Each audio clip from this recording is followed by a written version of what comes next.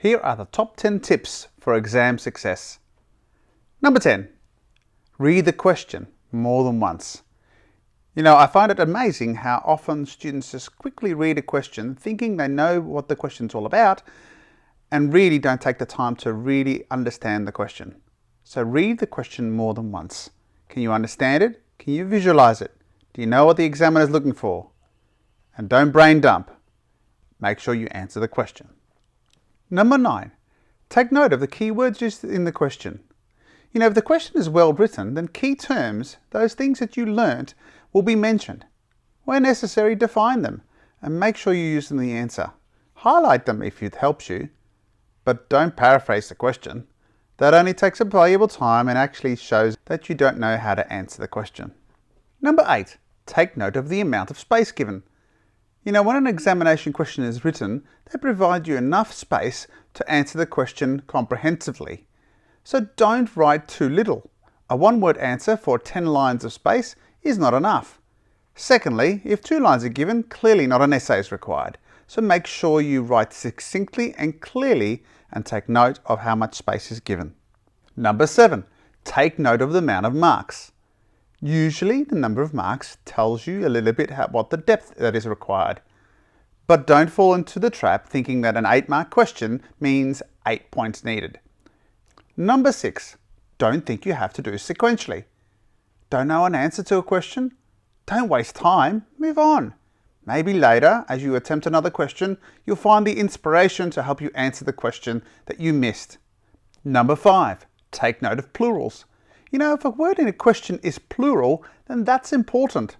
Take, for example, the effects on society and environment. The response will likely require more than one effect because the word is plural, effects, for both society and environment. So highlight them if necessary.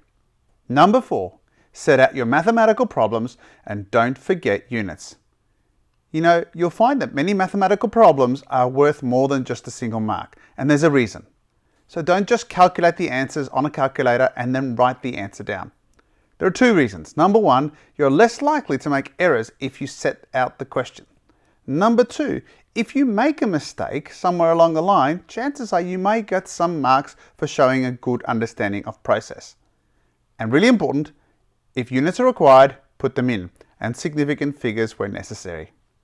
Number 3, take note of the verb used. Questions usually start with a verb, such as identify, or describe, or explain, or assess, or justify, just to name a few. Do you know what each means? It's really important that you do. Take, for example, the question, describe what happens to the car as it hits the wall. Your answer here will simply state something to the effect that it slows down very quickly or it accelerates in the opposite direction. But if I now modify the question, such as explain what happens to the car as it hits the wall, then my response will be much longer. Since the word means to show cause and effect, then in this case I'd have to talk about forces. So make sure you know the verbs and make sure you use them correctly. Take note of the verb used. Number 2, plan your long response questions. You get to a long response question and you think you need to start writing immediately.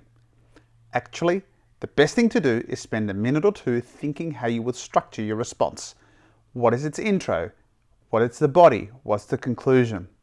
You may think you must be wasting time, but in fact, by thinking through how you might construct your question actually will save you time and you're less likely to do a brain dump where you write down everything you know about the topic without actually answering it. So take the time to spend a minute or 2 planning and your answer will be much more succinct and much more cohesive as a result. Number 1, don't leave blank responses. You've not studied enough. You may get to the end of the exam and say, this question's too tough, and end up just saying, stuff it, why bother? Don't. Exam questions are not written to stuff you up. So if there's something you do know about the topic, write it down. Chances are, for an 8-mark question, you might get 1 or 2 marks by simply mentioning something that you've learned.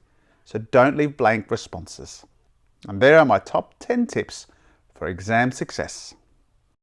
I hope you found that video useful. And remember, like, share and subscribe.